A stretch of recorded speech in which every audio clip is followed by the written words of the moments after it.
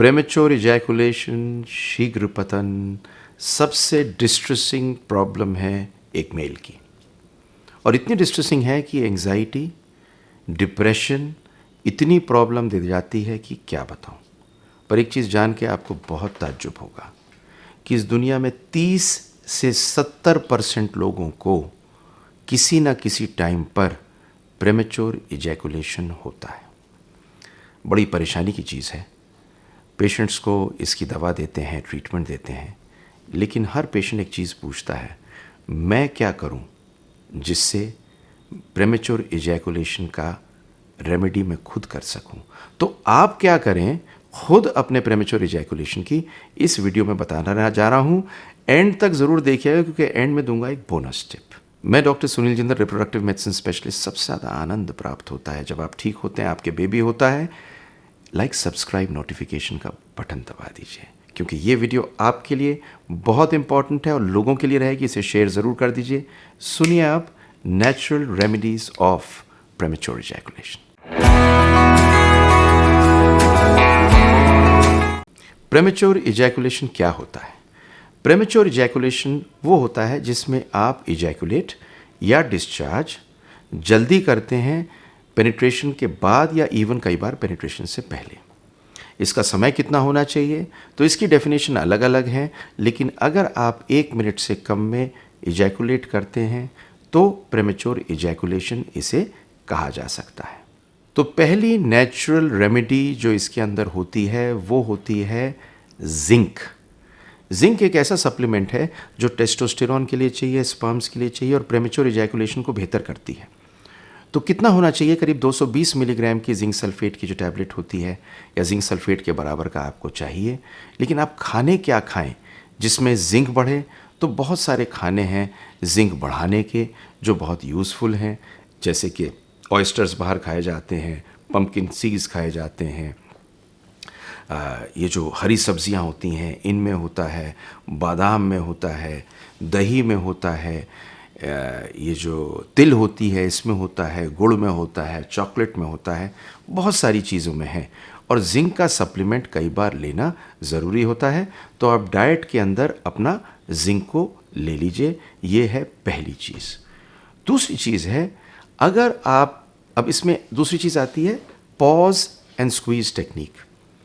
तो आप अगर इंटरकोर्स कर रहे हैं और इंटरकोर्स करते करते आप डिस्चार्ज होने लगते हैं, अगर उस टाइम पर अपने पेनिस के हेड और शाफ्ट के बीच में तेज़ी से 2 मिनट के लिए दबाते हैं तो आपका इजैकुलेशन रुक जाता है। आपको अपने पार्टनर के साथ में बात करके ये बताना होगा कि इस पोजीशन में ये करना है, चाहे आप दबाएं या आपके पार्टनर दबाएं। वो तेज़ी से दबाने से पॉज एंड स्क्वीज़ टेक्निक बोलते हैं, एकदम से इजैकुलेशन की फीलिंग रुक जाती है और आप आगे इंटरकोर्स कर सकते हैं। तीसरी चीज़, stop and start technique. Stop and start technique में आप इंटरकोर्स कर रहे हैं, जैसे ही आप महसूस करते हैं कि आप डिस्चार्ज होने वाले हैं, आप रुक जाएं, थम जाएं। और अगर आप 30 सेकंड के लिए थम के फिर इंटरकोर्स करेंगे तो आपका डिस्चार्ज रुका होगा और आप आगे कर पाएंगे। इसकी प्रॉब्लम क्या है कि इसमें कई बार सेक्स की जो आनंद होती है वो कम हो जाती है, लेकिन अगर आप इसे एक्सरसाइज समझें, मतलब आप दौड़ने जा रहे हैं, दौड़ते दौड़ते आपकी सांस फूलती है, तो बिल्कुल जिसे कहते हैं टायर्ड होने के बाद में रुकने की जगह अगर आप पहले रुक जाते हैं, 2 मिनट के लिए बैठ जाते हैं, सांस ले लेते हैं, तो दोबारा दौड़ना शुरू कर सकते हैं। बिल्कुल इसी तरह से इसको ये मानिए कि ये आपके पेनिस की एक्सरसाइज है और इस एक्सरसाइज को करेंगे तो आपका टाइमिंग बेहतर हो सकता है। इसको बिहेवियरल थेरेपी बोलते हैं। अगली चीज़ आती है पेल्विक फ्लोर एक्सरसाइज।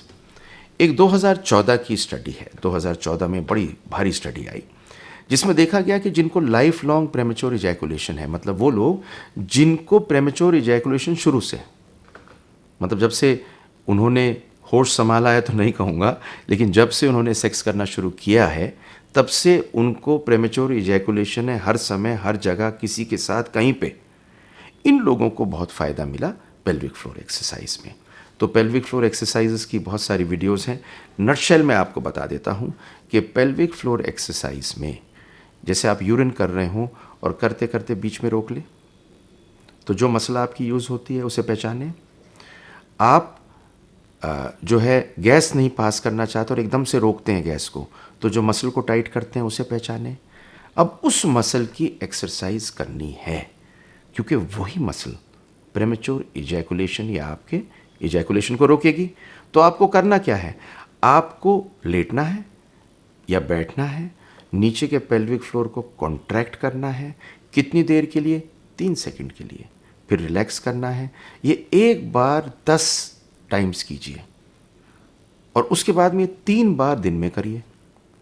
और अगर आप ये करते हैं, धीरे धीरे अपना समय बढ़ाइए, 3 सेकंड से 4, 4 से 6, 6 से 10, और जैसे जैसे आपकी मसल स्ट्रोंगर होगी आप ये करते जाएंगे। फिर आप ये खड़े होके चलते हुए भी करेंगे।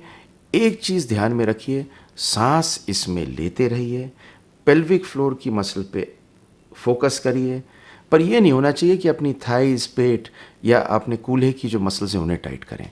सिर्फ उस मसल को टाइट करना है। इस मसल को टाइट करेंगे तो पेल्विक फ्लोर एक्सरसाइज आपको बहुत हेल्प करेगी। अगली चीज़ जो इसमें हेल्प करती है, नेचुरल रेमेडी, वो होती है मैस्टरबेशन। तो आप सेक्स करने से पहले मैस्टरबेट कर लें, और अगर आप मैस्टरबेट कर लेते हैं तो अगली बार कुछ टाइम बाद, आधे घंटे, 1 घंटे बाद जब आप सेक्स करेंगे तो आपकी टाइमिंग उसमें बढ़ सकती है। अगली चीज़ है कि आप अवॉइड करें इंटरकोर्स को कुछ टाइम के लिए। बड़ी अजीब सी चीज़ है, लेकिन ये समझिएगा, अगर आप कुछ टाइम के लिए इंटरकोर्स को अवॉइड करते हैं और सेक्स करते समय सिर्फ ये नहीं सोचते कि पेनिट्रेशन ही करना सेक्स है, जो असल में है नहीं, और आप ये समय लेते हुए आराम से एक दूसरे के साथ में एंजॉय करते हैं, सेटिस्फाई होते हैं और अंदर से खुश होते हैं, तो आपका टाइमिंग बढ़ेगा। ये बड़ी इम्पोर्टेंट आपको इसकी ट्रिक दे रहा हूँ। लेकिन आपको एक चीज़ पता है, 35 से 70% लोगों को ये प्रॉब्लम है। कोई किसी को कहता नहीं, इसलिए किसी को मालूम नहीं चलती। लेकिन आपको एक बोनस टिप दूंगा, और वो बोनस टिप ये है कि बहुत सारी चीज़ें मार्केट में आई हुई हैं, जैसे कि टॉपिकल एनेस्थेटिक। टॉपिकल एनेस्थेटिक होता है कि आप पेनिस के हेड को सुन कर देते हैं। जब आप सुन कर देते हैं तो सेंसेशन कम होती है, तो डिस्चार्ज देर से होंगे। तो इसकी लीडोकेन की क्रीम आती है यूज़ करने के लिए। अगर आप लीडोकेन क्रीम को यूज़ करते हैं तो 15 मिनट पहले करना है। प्रॉब्लम एक होती है, प्रॉब्लम ये होती है कि सेक्स की फीलिंग ख़त्म हो जाती है, कम हो जाती है। लेकिन दूसरी चीज़ क्या है, इस क्रीम को लगाए लगाए आप इंटरकोर्स नहीं करेंगे, पोंछ के करेंगे, वरना आपकी पार्टनर की फीलिंग भी कम हो जाएगी एनेस्थीसिया के कारण। एक नंबर 2, आजकल बहुत सारे स्प्रेज आते हैं, ये भी टॉपिकल एनेस्थेटिक स्प्रे हैं, लेकिन बहुत सारे स्प्रेज से रिएक्शंस हो रहे हैं। तो इस बात को ध्यान में रखिएगा। स्प्रे की एक नुकसान है कि स्प्रे जब इस्तेमाल किया जाता है तो स्प्रे के इस्तेमाल करने से आपकी इच्छा कम हो सकती है और इरेक्शन कम हो सकता है। तीसरी चीज़, बहुत सारे कॉन्डोम आए हैं जो कहते हैं डिले कर देंगे। ये कुछ भी नहीं, थिकर और ज़्यादा मोटा कॉन्डोम है जो फीलिंग कम हो, और दूसरा इसमें लीडोकेन लगी होती है जिसकी वजह से आपकी सेंसेशन कम होती है। तो इस पूरे प्रोसेस में आपकी सेंसेशन कम करके आपका टाइमिंग इम्प्रूव करने की कोशिश करते हैं। लेकिन इसका नुकसान क्या होता है कि अगर ये एनेस्थीसिया आपके पार्टनर को हो जाए तो उनकी भी फीलिंग कम हो सकती है। ये ज़रूरी चीज़ है हमारे समझने के लिए। तो ये भी एक नेचुरल रेमेडी है। इसके अलावा मार्केट में बहुत सारी आयुर्वेदिक, चाइनीज़ सब दवाइयाँ आई हुई हैं, उनके बारे में मुझे बहुत ज़्यादा आइडिया नहीं है, लेकिन मैं ये जानता हूँ कि कुछ कुछ चीज़ें आयुर्वेदिक भी काम कर सकती हैं, और कभी कभी ये प्लेसिबो का काम करती हैं। जब आप फील करते हैं कि आप बहुत अच्छा कर सकते हैं, आपने दवा ले ली तो आप अच्छा करते हैं, ये एक पॉजिटिव रीइंफोर्समेंट होती है। तो ये सारी नेचुरल रेमेडीज़ हैं प्रेमेच्योर इजैकुलेशन के लिए। And let be honest with you, medical treatment ज़रूर लीजिए, मोस्ट इम्पॉर्टेंट। इसका बहुत अच्छा मेडिकल ट्रीटमेंट है। इनफैक्ट 70% पीपल अगर मेडिकल ट्रीटमेंट पे रहते हैं तो ठीक हो सकते हैं, और मेडिकल ट्रीटमेंट के साथ आप ये सब नेचुरल रेमेडीज़ को यूज़ ज़रूर करें।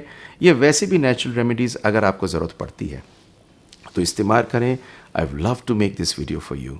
शेयर, लाइक, सब्सक्राइब ज़रूर कर दीजिए। Thank you for being here and hope you have the best of life and the best of time. further on. Thank you very much.